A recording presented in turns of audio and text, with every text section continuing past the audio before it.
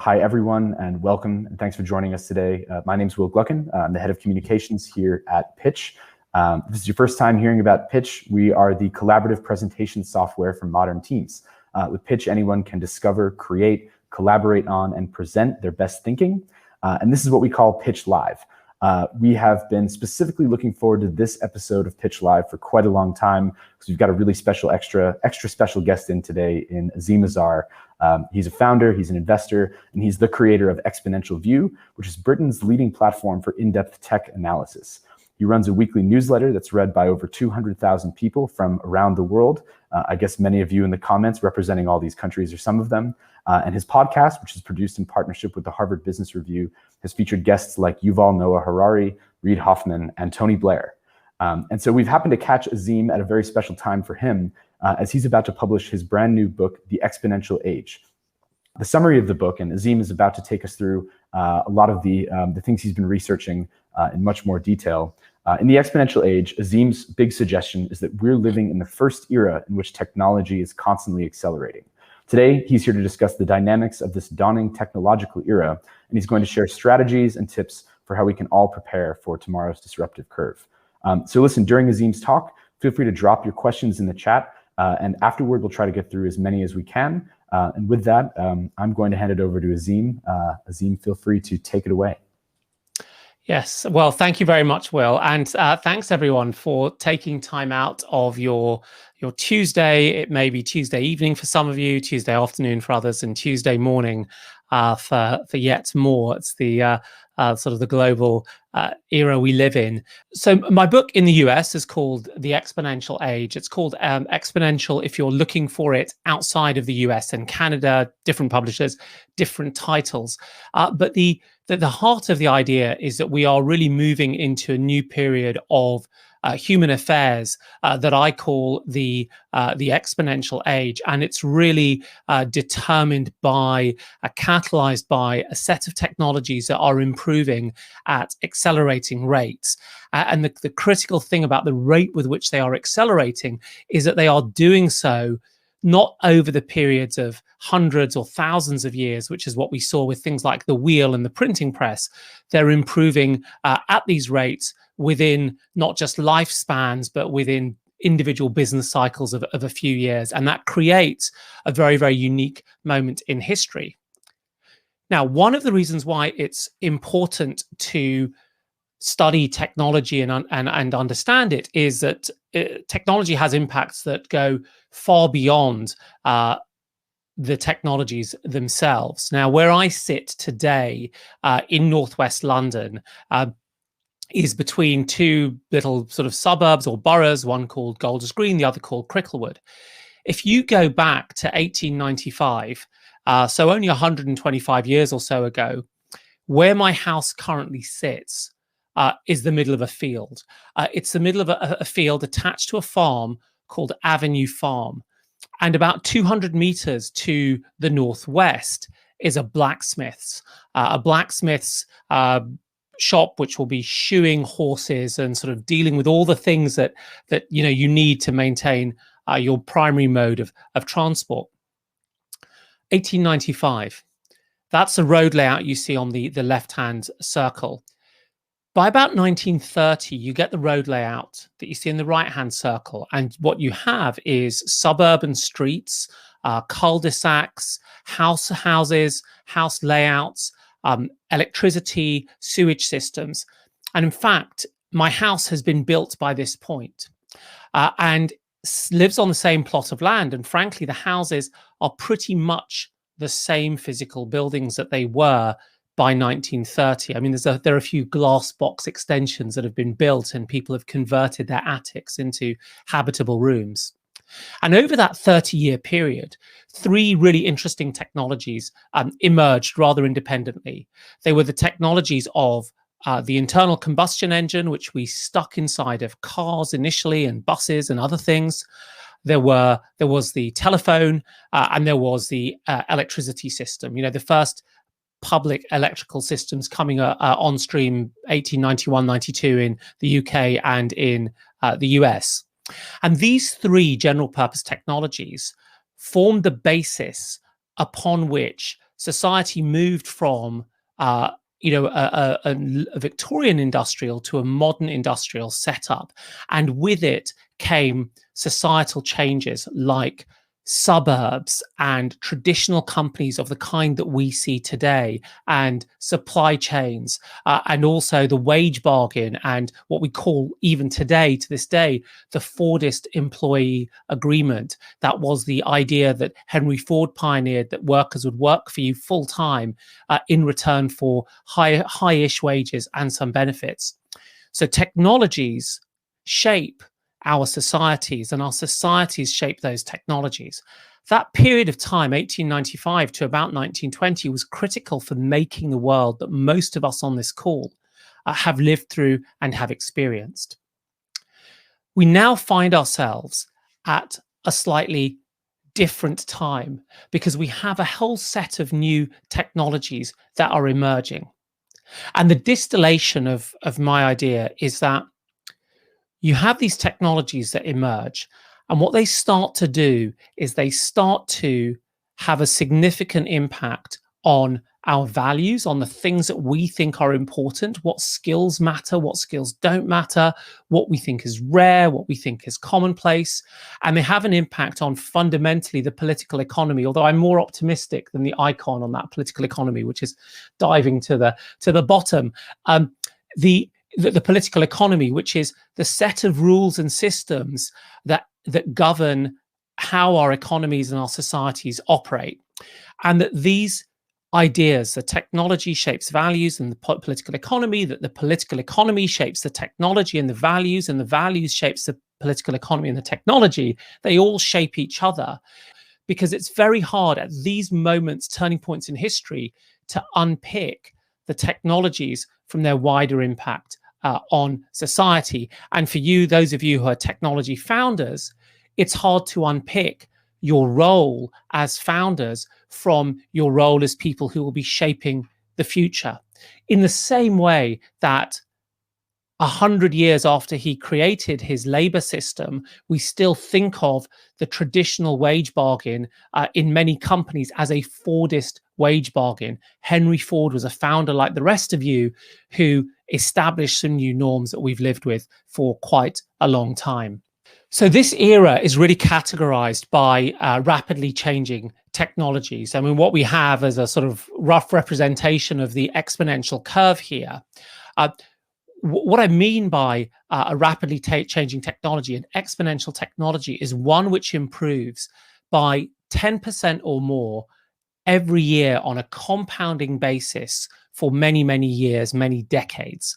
The one we're most familiar with, all of us most familiar with, is that of the semiconductor, the silicon chip. And we know about the clock speed of Moore's law, which tells us that every couple of years, for the same sort of price, we get twice as much computing power. I've really simplified it. I go into it in much more detail in the book.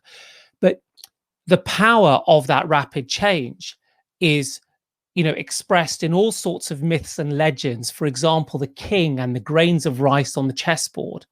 That what starts off slow and boring and flat, at some point reaches some kind of subjective inflection point and explodes faster than we can imagine.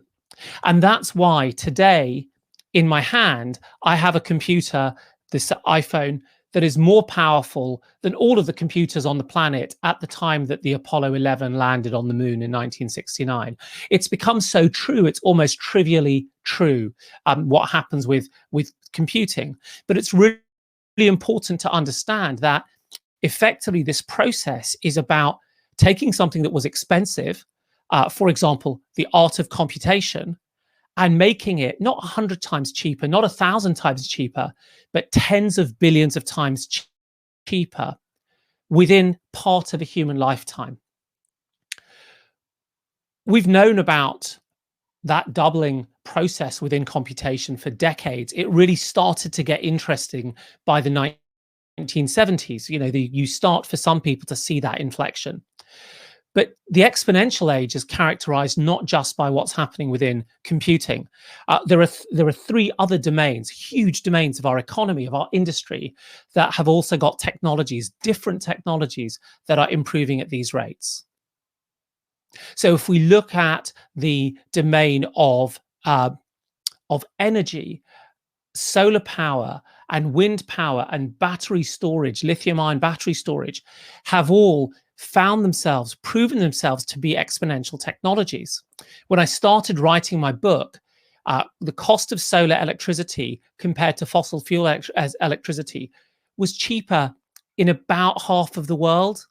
So it was still more expensive for half of humanity. By the time I finished the book, solar electricity was cheaper than any form of electricity anywhere in the world for anyone. And that's because every year or so, the price of solar power has declined by 15 to 20% on an unsubsidized basis. And that's the reason for that is to do with effectively learning effects in making solar photovoltaic panels. But the same thing has happened with wind turbines, something I explain in the book. And it's also happened with the absolute physical technology of lithium-ion batteries, which have declined in price from over $1,000 per kilowatt hour to around $100 per kilowatt hour in just sort of 15, 20 years. So it's kind of remarkable that that has happened in this sort of big clunky domain. But we also see exponential technologies that are going to behave very semiconductor-like in the world of biology. And again, I'll just choose one example here. So sequencing the human genome, that is to read our individual coding, the 3 billion letters, A, C, T, and G that make up our cells, has been on a tremendous, tremendous price decline. And I'll dive into that in a little bit. And the fourth area is in the area of additive manufacturing or 3D printing. So what happens when we take these rapidly changing technologies? Well, they accelerate at this sort of rate. And companies, founders who take these technologies and build on top of them are able to build businesses that grow at an accelerating rate. And that is this exponential curve. But I have a second issue here, which is that our norms and institutions and expectations, our laws, our employment laws, our habits, the way we think about trade, the way we think about competition law, what is a monopoly, what isn't a monopoly, what is good behavior by a company, what is bad behavior, those things are all bound by slower moving institutions, what I call linear institutions. And so what we establish is this problem, which is I call the exponential gap. So we have, on the one hand, the potential of exponential technologies and the founders who are able to take advantage of it. And on the other hand, the typical norms and expectations of slower moving society. And this gap explains a lot of the friction that we start to see in our world today, whether it is the rise of cyber criminality, whether it is the changing nature of work, whether it is the problems that we're seeing within our public civic space over social media, is all a reflection of that exponential gap. Now, the thing is that as a founder, one is used to just saying, let's go as fast as we possibly can. But we've taken as an assumption the regulatory value of norms and customs and habits that have been provided to us by the 20th century linear world. And so the challenge that we face is, how do we capture the benefits of taking that top curve while also recognizing that the greater the exponential gap is, the more friction that will emerge within society. And ultimately, that's not going to be good for us or our businesses. So then one question is, where are we really in all of this? Are we, how far up the curve are we? Where are we at point A before the inflection or point B after the inflection? And in my book, I explain that I think that we are now at point B, that the inflection point happens somewhere between about 2011 and 2014, because that was the period where the market spoke and the market replaced the companies of the 20th century, General Electric, General Motors, BP, Exxon, from being the world's largest companies, and replaced them with exponential age firms like Apple and Alphabet and Facebook and Tencent and so on. It was also the period when we went from very few people on the planet having access and a connection to the exponential network of the internet, to billions of us having that connection through smartphones. And there are a number of other indicators that suggest this is the moment, the point where we will look back historically and say that was a societal kink in the curve as we entered the exponential age. The thing is, you've probably heard quite a lot of this if you're working in technology, quite a lot of this over previous years, right? The world is getting faster, the world is getting faster. And the question is, how true is it really? And you know, I deal with a lot of this in the book, but I want to pull out just a few little items. So here's one. This is a graph that shows from the amount of time it took for various technology innovations to go from 10% population penetration in the United States to 75%. So the unlabeled x-axis is the number of years. And what you see in those first three lines is the time it took, is the penetration rate for the telephone, the radio, and the TV. The TV of which did a really, really good job in spreading through the US. But it was still a multi-decade effort on the part of the telephone. What you see on the right-hand side are the exponential technologies of the internet, social media, the smartphone. And you see that the ability for those to penetrate the market rapidly has accelerated. Now, I've taken this as a snapshot from a friend's research, a guy called Horace Dediu, and he looks at 200 years of data. When you look at his data, you see a very, very clear pattern that as you get to the right, after about 1970, the rate with which innovations appear increases, and the rate with which they penetrate the market, in other words, how steep are those lines, also increases. Nothing says this more to me than a story I'll tell in a second. And so, you know, you end up with these kind of core technologies of the semiconductor and the turning into things like phones and being penetrating the market very quickly. They then turn into real services. And so when we look at something like Alibaba is a Chinese online retailer, and they have a thing called Singles Day. So it's a sales promotion they run in the autumn or fall. And the crazy thing is that in 2019, in a single day, they shipped nearly $40 billion of produce. And the numbers are really insane if you look at how much they transacted in a single year. Alibaba's Singles Day volumes had grown by more than 30% every year from 2011 through to 2019. And the thing is that this is quite divorced from Moore's law and the shrinking of silicon chips, which is where we started talking about these technologies. This is actually people like you or I lying on our couches and just buying stuff. So we've transformed the shrinking of semiconductors into this radical new human behavior. But here's the fascinating thing about Alibaba Singles Day was that in 2020, volumes on Singles Day, I've just put that 2020 data in, doubled over 2019. So it approached nearly $80 billion of sales. And it kind of demonstrated that even though selling $40 billion in a single day in a single promotion is kind of insane, especially off the back of a decade of 30+% growth, there was still room for 100% growth in this new exponential world. And it means that the companies that come later can often do things that make the companies that come earlier look a bit pedestrian and mundane. So Facebook is one of the most successful commercial businesses in history with some of the fastest revenue traction that we've ever seen.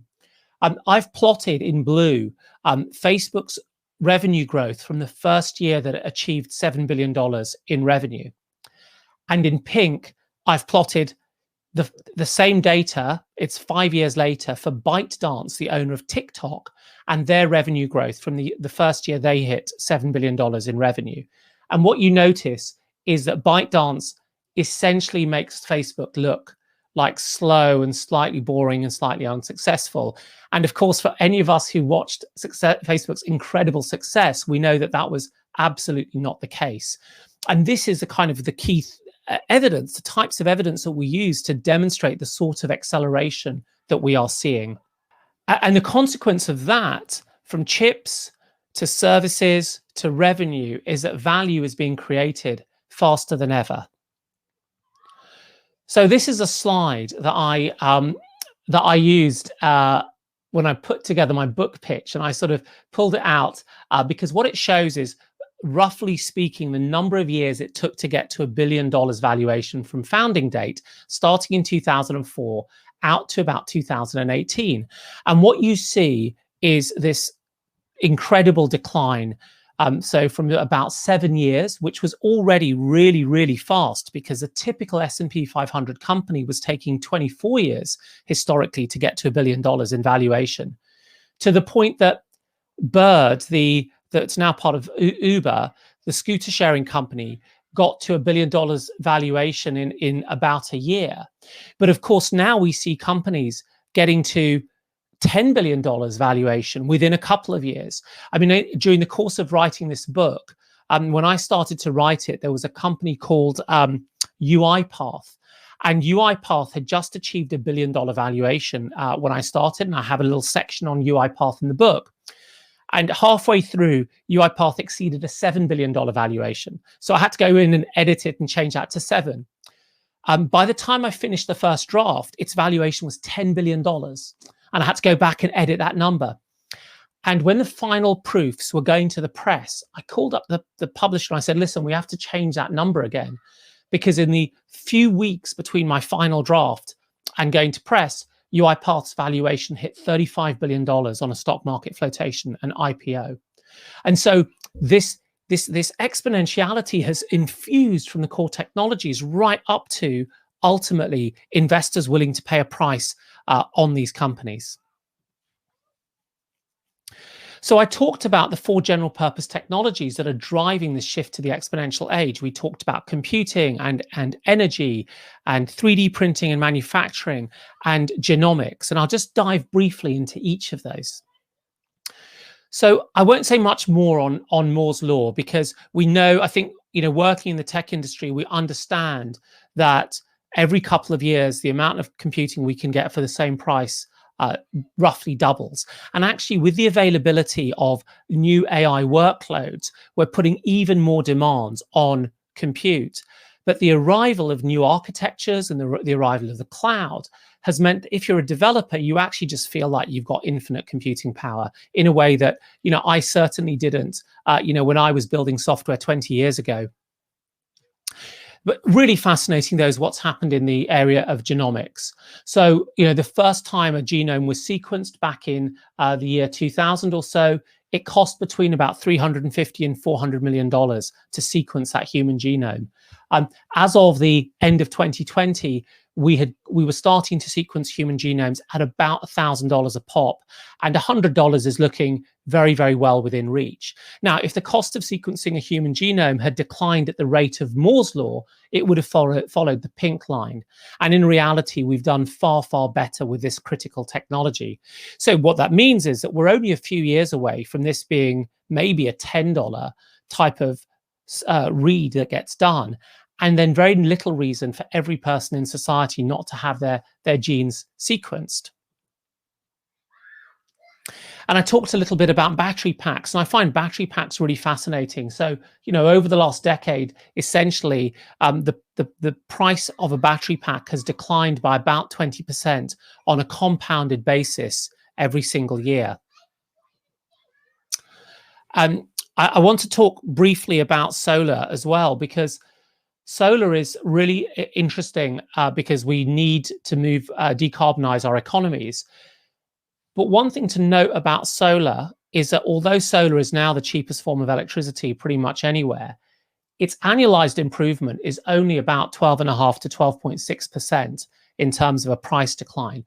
So solar improves much, much slower than silicon chips do, but it's still an exponential technology, and that compounding essentially means that every 5 to 6 years, you get double the amount of what you would get for the same price. You just have to wait a little bit. So sometimes when we look at some of these green technologies, hydrogen being another one, where its cost rates, improvement rates are in the 15 to 16% range, that may seem disappointing for those of us coming out of the IT industry, but actually compounding over a decade, we'll really see meaningful shifts in where the prices end up.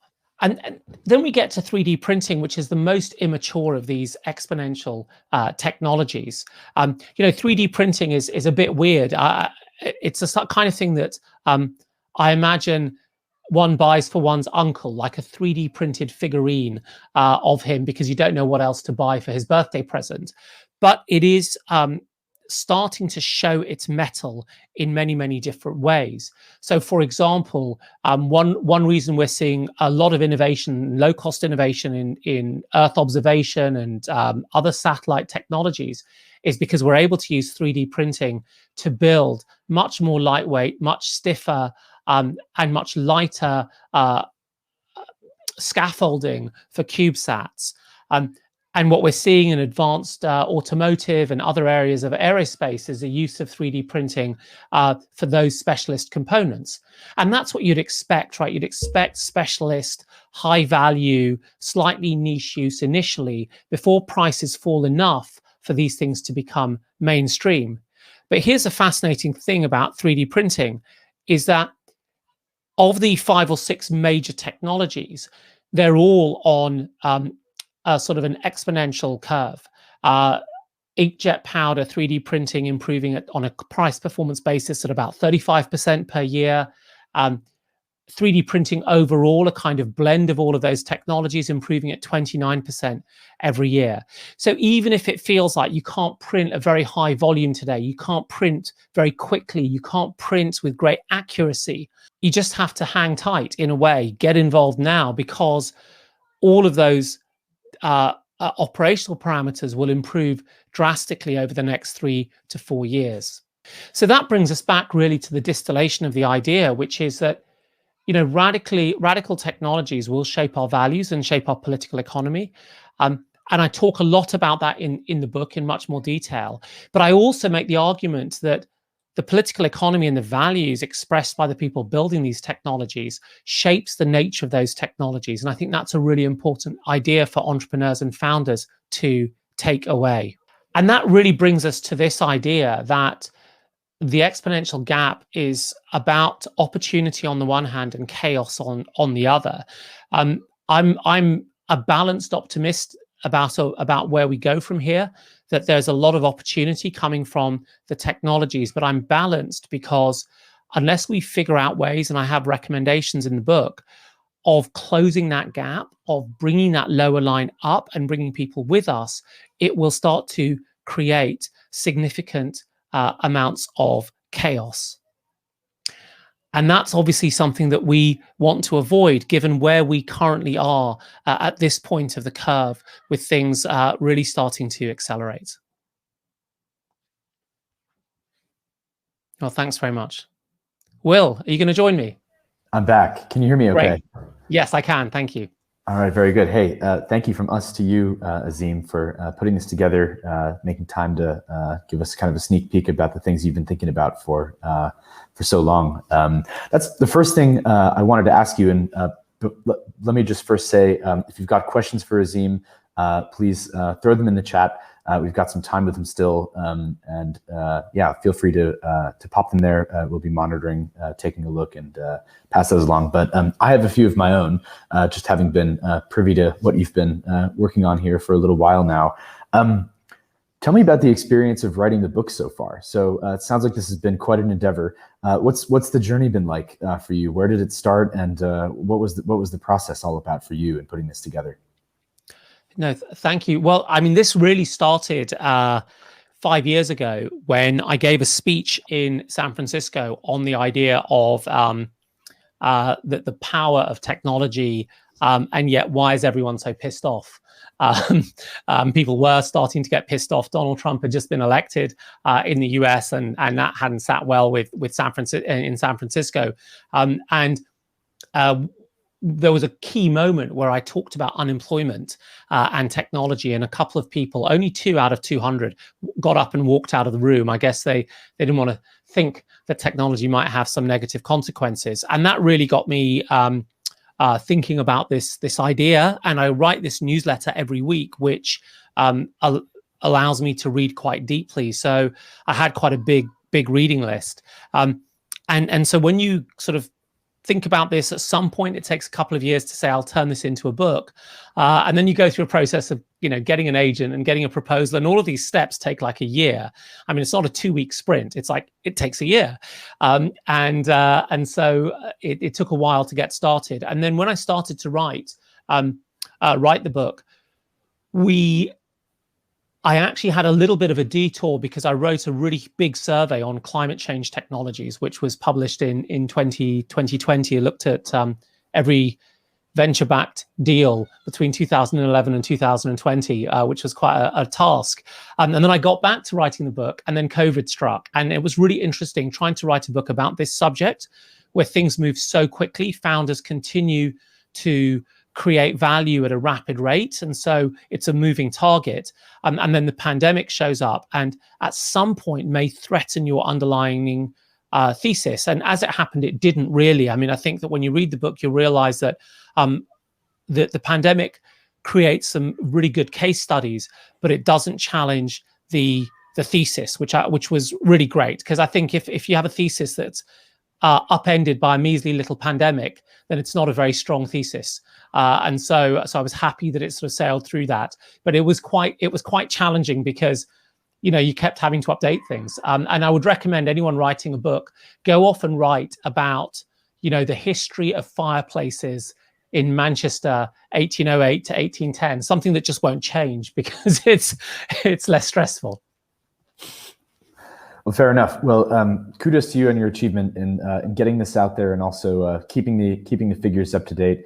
I can imagine being a communications person myself, after you've handed in the final draft, having to update the valuation of UiPath again was probably not something you were terribly thrilled to do. But congrats on putting out an impressive and a current piece of work. We've got some questions coming in the chat. I have one more for you myself, and I won't indulge myself anymore. But I was struck by the comparison you made between a BP and an Apple. And we have a lot of entrepreneurs and founders in our audience at Pitch, and a lot of them are thinking about the ways that they can take their startups to the next level, build businesses that are durable and set to last. What are in the course of your research in this, what are the 2 or 3 things that founders should be looking at when they look at their own business and they ask themselves, am I a BP or am I really an Apple? What are kind of like those questions that are tough that we should all ask? It's a really good point. I mean, there's room for successful businesses of all shapes and sizes, and I guess I'm self-selecting in the ones that I look at and that I invest in.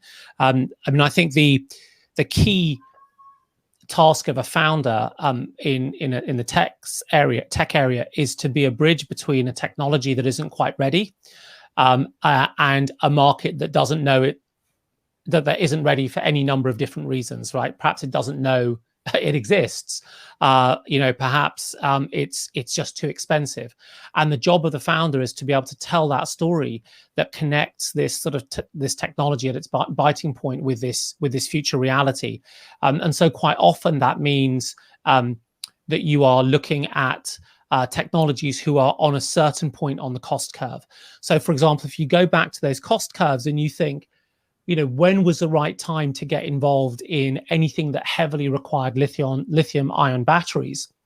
Well, to get involved today, where they're already essentially at that point where they cost compete with petrol engines, is exactly where the large car companies, the Volkswagens and the Mercedes, anyway, the plural of Mercedes, are getting involved. Whereas if you're Elon Musk, you kind of figured on through your work with JB Straubel and so on that the price of this was going to come down. So you build your capability ahead of time, but not too far ahead of time. And so that's where a lot of companies in climate tech failed in the original climate tech boom bust back in 2010, 2012, because they were on cost curves that were too far out, and where things like Go computing and the original GridPad, the original pen computing companies in the late 80s, early 90s failed, which was that, yes, pen computing has succeeded. We call it a tablet, but you just needed the technologies to get cheap enough at the right point. So, that's where I'm already biased, because I'm already thinking about technologies that have these learning effects and founders who can get them when they're a little bit expensive and get across to, to bridge the future. Sure. Makes sense. And it's a really interesting perspective, thinking to be not too far ahead of time is probably something that most founders don't worry about, but I think a really salient point to show up at the right time and on the right curve. You mentioned climate, so let's take the first question from the chat room, from Andrew. Do you see exponential change helping to solve the climate problem, or will it accelerate our consumption? What's your view on that, Azeem? Yeah. Well, it's necessary, but not sufficient. So I think it's very hard to decarbonize the economy without using these technologies, whether it's cellular agriculture in food, or whether it's alternatives to the Haber-Bosch process for nitrogen fixation, and all the things to do with renewables. I mean, I don't think we get there in any humane way without using these technologies. The ability for Earth to sustain us without any CO2 emissions in a non-technological way is really only going to be dependent on having a few millions of people living on it, not billions. So assuming that's not a choice, we're going to need the technologies. But then Andrew raises the biggest issue, which is that can be called Jevons paradox, which is an English economist from the 19th century. Essentially, if you've ever bought a new bookshelf to tidy away your books from your desk and your floor, and then 2 weeks later your desk and your floor is covered in books and the bookshelf is stuffed full of books, that's Jevons paradox. So the question is, can we stop consuming or reduce our consumption in the short amount of time that we have available? So the problem that Andrew's pointed to is that effectively, in making things cheaper, we've put smartphones in the hands of everybody well ahead of getting the green dividend of having a more computable economy, because everyone's got a smartphone. And that's a really, really hard question, which becomes, I think, in the short term, about a matter of policy and a matter of values and value shift. Entrepreneurs can help with both. They can certainly help with policy, because governments listen to us and start to talk about carbon pricing and waste pricing, and entrepreneurs can help with the second, because we are leaders in changing people's values. So the idea of things like the circular economy and zero waste businesses can start to really rear their head. And you can look at things like Depop in the UK, which was just acquired for $1 billion, or Olio as another example. Now, what I would say is that aspect of overconsumption is not adequately answered. I mean, we're going to keep fighting that question, but I think the technologies are a necessary condition to having any chance of tackling the climate problem. Sure. No, and it sounds like we have more work to do than just coming up with technology itself. We have some behavior to change on our side. Speaking of policymakers and governments, which you just mentioned in your last answer, we have a great question from Jeffrey, and this is something I was wondering as well. How you think the growing competition between China and the US will drive the accelerating changes in the exponential age, including in policies and so on. So thinking about different societies, as you explained, the gulf between society and technology, how would you highlight that? Yeah, well, I do look at this in the book in chapter 7 through the lens of the nature of exponential technologies and the fact that they are relocalizing.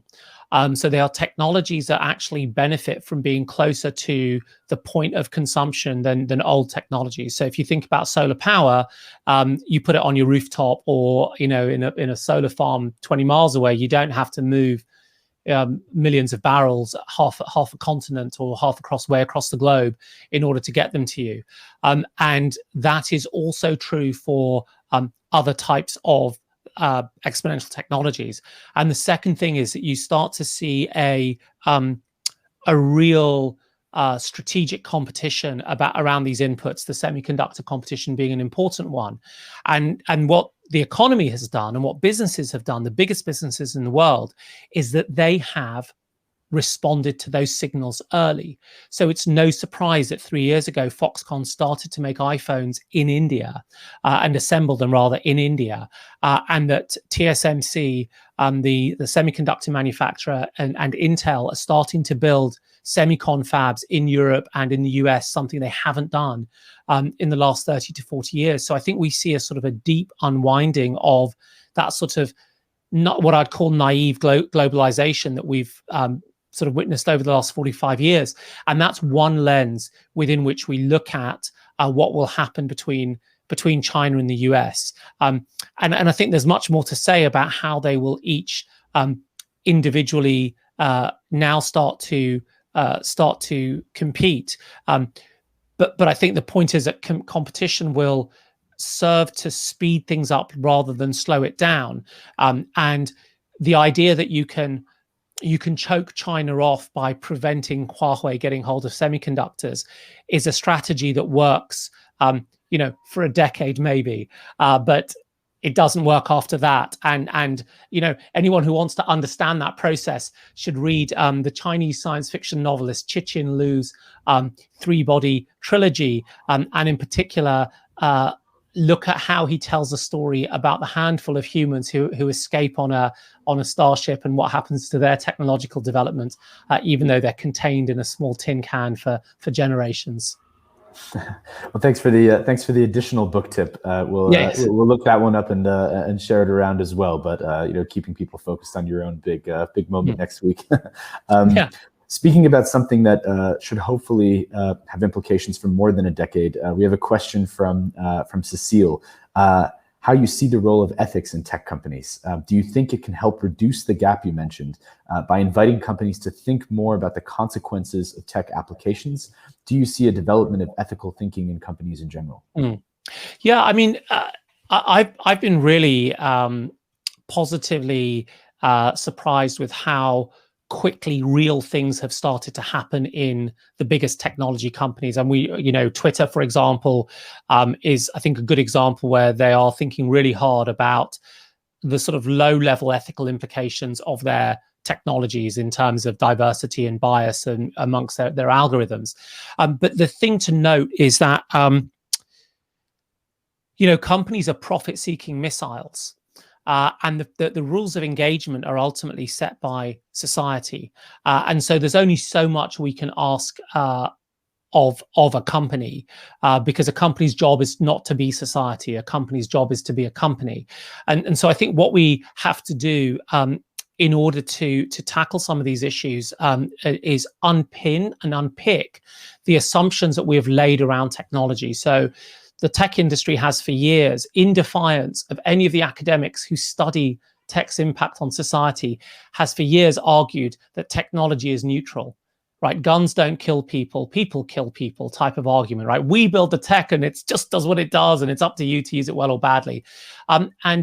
That's not where the academy had ended up on technology, and it's certainly not where I end up on technology. That technology is fundamentally positioned in the experience and expression of the people who build it and the incentives that they have. And so I think that's a really good starting point, because it can start to construct a culture of care and consideration. As you might say, does Boeing have a safety culture? Or does an investment bank have a risk-taking culture? Well, all tech companies have had a sort of insane risk-taking culture, and we are dealing with that now. And I don't think I don't think they necessarily need to retain much of that privilege as we move forward. But then the ethical thinking and that framing, that the job of that is really up to society. When society doesn't do it, then leaders will step in and do that. And we've seen that the heads of the biggest tech companies step in and do that, for better or for worse. And thank God that they did, they chose to. But it's really on us to construct the rules of the road for them. Yeah. So let me ask a quick follow-up on that one. Thinking about the companies that you invest in, you advise, and you're generally in touch with, how do you advise them on this question of how much it is their obligation to try to close the gap between what they're building and where society is? Is there a point in time where as you put it at the beginning of the talk, the regulatory value of our norms and our customs and our habits will simply come into place and limit them, or how do you suggest a way forward for them? Yeah, I've seen a shift in the last 6 years about how much founders, at least the founders I talk about, seem to care about these issues, and ultimately their job is to learn as fast as they can and iterate to product market fit and iterate to a working marketing plan. But I think as a investor, I try to work with good people, and good people can be capitalists, and they can be execution oriented and ambitious. I mean, I think I'm most of those things. I'm not sure if I'm execution oriented, but certainly the other things. And so I think it's really about who do you choose to work with, and what are they going to be like, and what is the culture that they are going to start to build in the organization, because it will start with the founders. And you don't always, I'm sure I won't have got it right. I'm sure as I look back, I'll think, oh, that wasn't the right sort of person, but it does start with the kind of character and quality and values of the founders that you back. Yeah, makes sense.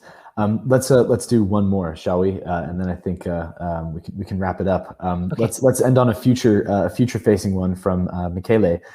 What is your view on quantum technologies? How many years do you think we need to wait before they become commercially available?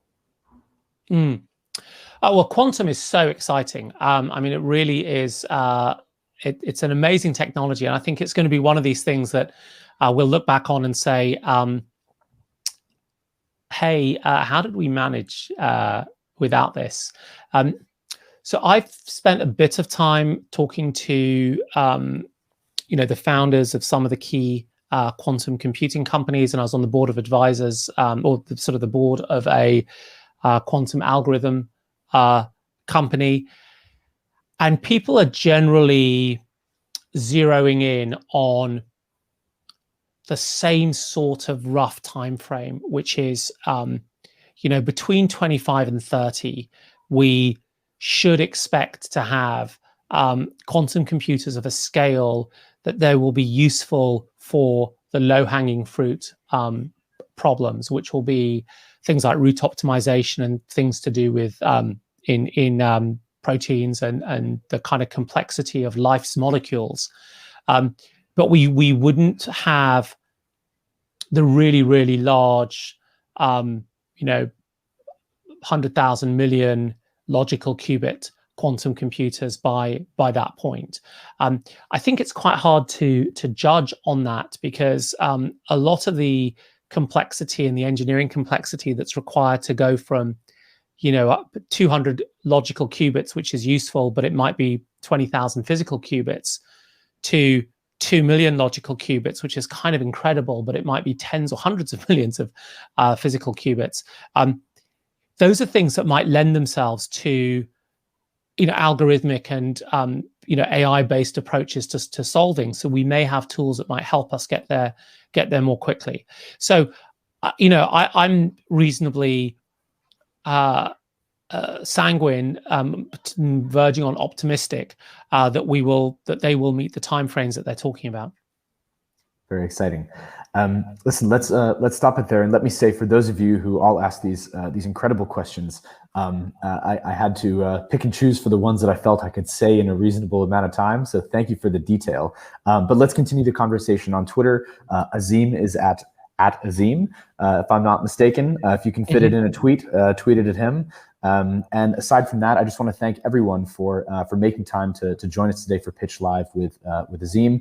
Yeah, let me just say, to stay up to date with more events like this one, and if you'd like to connect and discuss things like the impact of quantum technologies on what we're up to, or just how to be an ethical founder, join our community. You can find us at pitch.com/community, and we've got a Slack channel where we welcome like-minded folks like the ones here in the chat. And most of all, thank you again, Azeem. Thanks for your time. Pleasure. And wishing everyone a great rest of their week. Thanks so much.